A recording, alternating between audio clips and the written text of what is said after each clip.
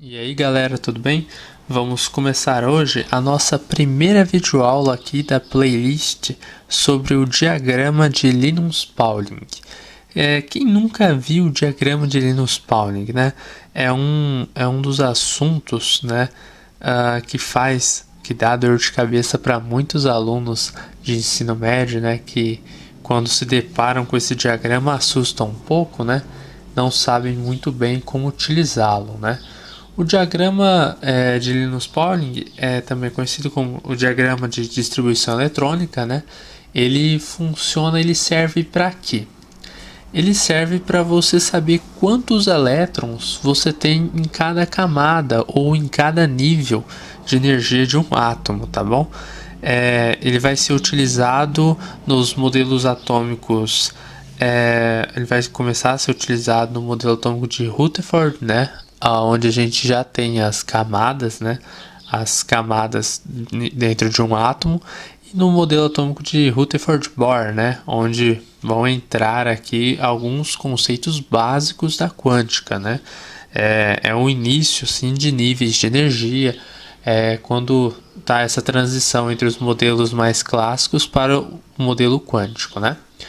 Bom, pessoal, diagrama de energia de Linus Pauling da distribuição eletrônica é um assunto muito importante e eu não vou abordar esse assunto em apenas uma videoaula aqui, tá?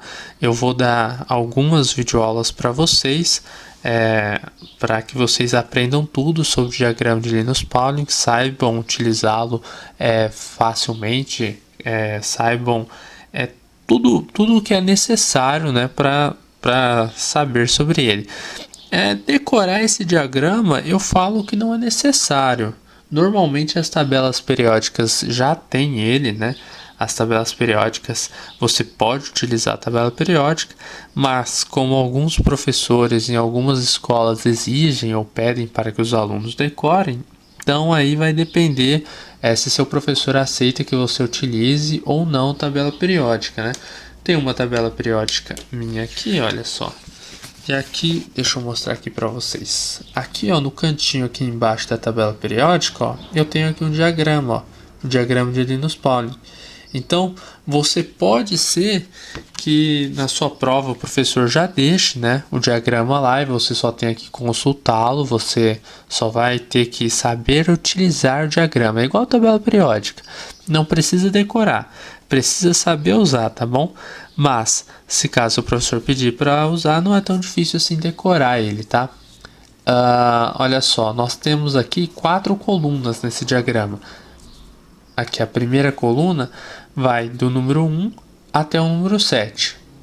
E nessa primeira coluna nós temos o subnível S.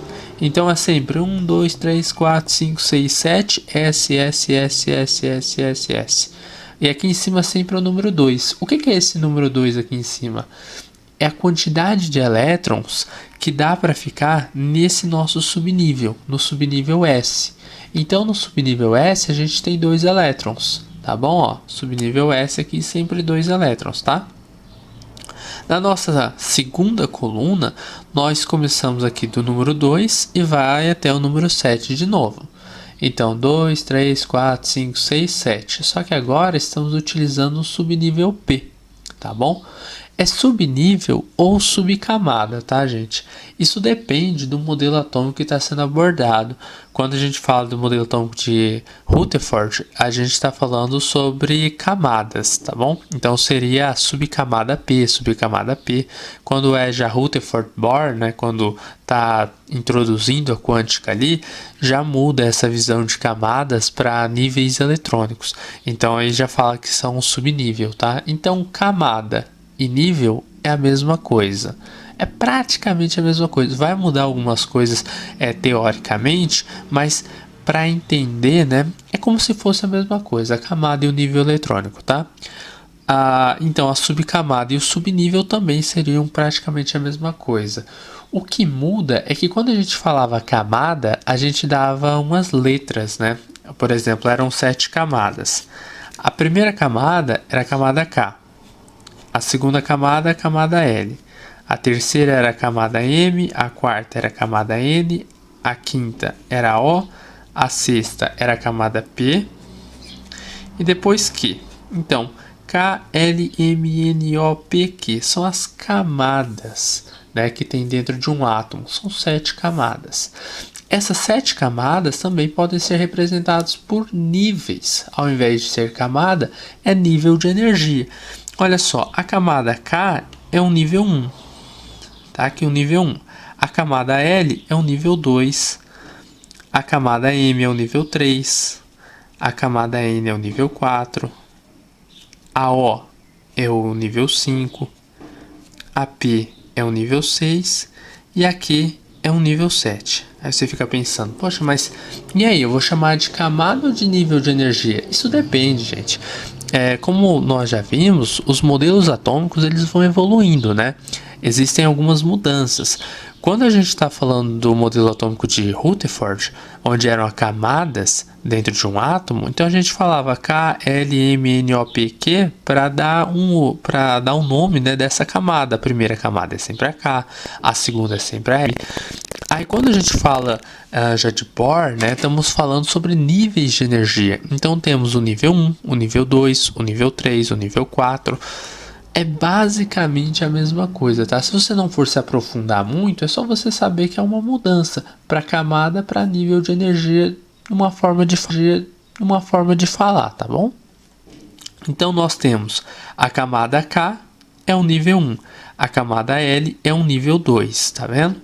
Esse 2 grandão aqui, ó, gente, ó.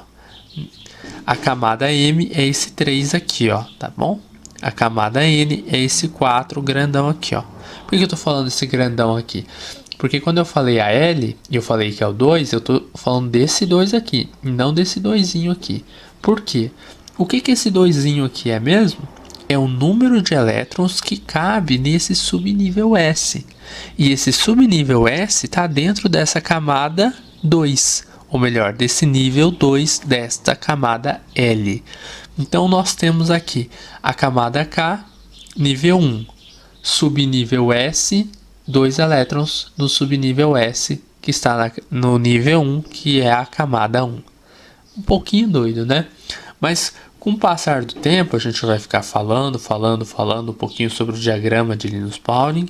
Vou explicar para vocês como funciona essa distribuição eletrônica e vai ficar facinho, tá bom?